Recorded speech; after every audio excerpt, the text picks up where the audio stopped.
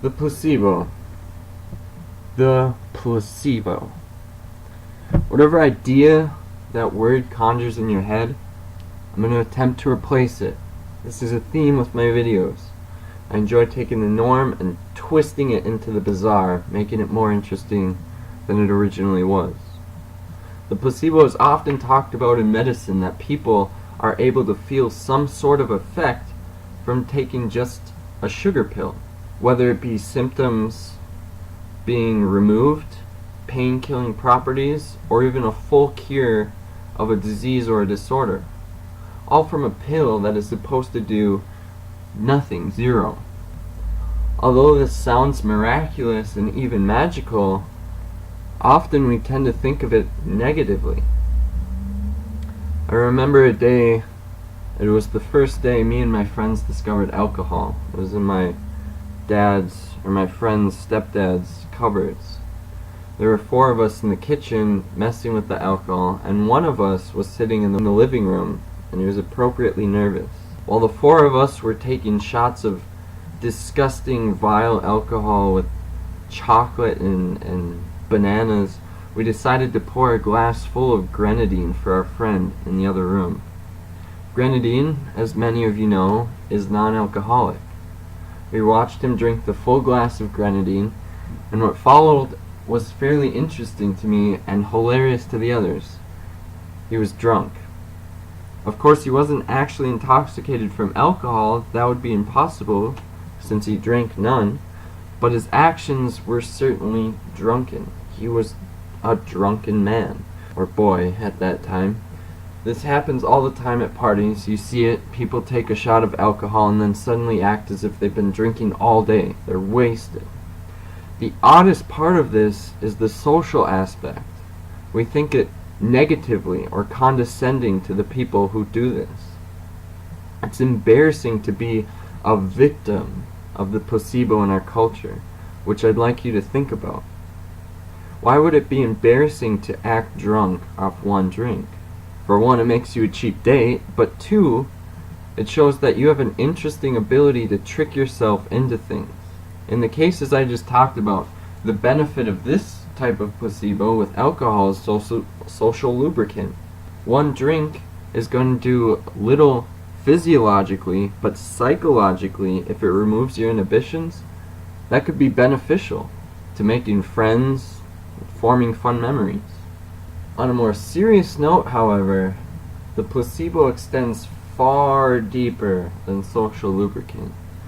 It is deeply entwined in healing, therapy, and curing ailments. It is not something to be embarrassed about at all. In fact, I would say it should be praised. I am not easily given into the placebo, and this is unfortunate. I cannot be hypnotized, and I analyze any prescriptions or drugs or foods that I take very carefully to avoid the placebo, kind of in the name of hard science. I want to make sure this thing does what it does, and I'm not tricking myself.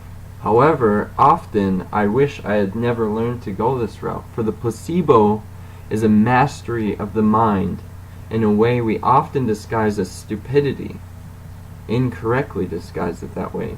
We believe that it is simply tricking oneself, and you must be a fool to trick yourself. Yet digging deeper, you will find that meditation, trance-like states, astral projection, and other forms of self-hypnosis are actually the placebo effect, manifesting in various areas of our perception. Meditation is the placebo for the idea that nothing's happening, nothing's going on. Trance states are the placebo for the idea that you're feeling something more is happening, and you enter that state. Astral projection is the placebo for the idea that you're asleep.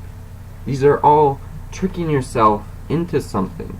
We can trick our minds into certain states of being, and the greater your ability to do these things, the more relaxed, healthy, and able you are going to be in numerous situations.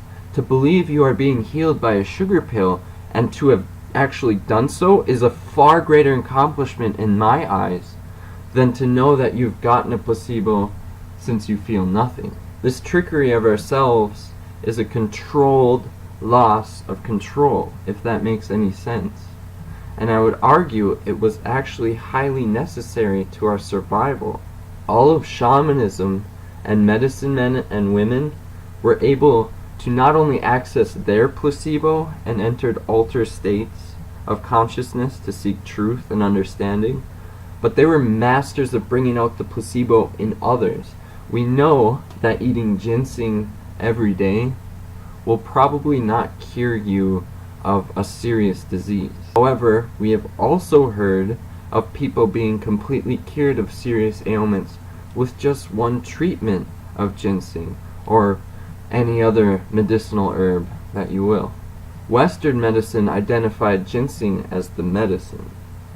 Eastern and ancestral knowledge, South American indigenous, knew that ginseng or whatever herb was just a carrier of the placebo, a carrier of the ritual. It was a carrier of an altered state of mind, one of healing, hope, comfort. We have left the idea that rituals are required in medicine, and instead we've only kept the idea that physical compounds, molecules which seem to be active, we've kept those. But activity is often only half or even a very negligible part of the picture. One state of mind is absolutely essential to the activity of any molecules in the body. And that goes back to my previous video that the mind and body are one. Just remember, next time someone acts more intoxicated, happy, or cured than you would expect from something, an herbal supplement or a holistic treatment, they aren't fools. They have tapped into their controlled loss of control. They have accessed a state of mind that many of us have thrown in the garbage. The ability to believe and the ability to cure ourselves from within.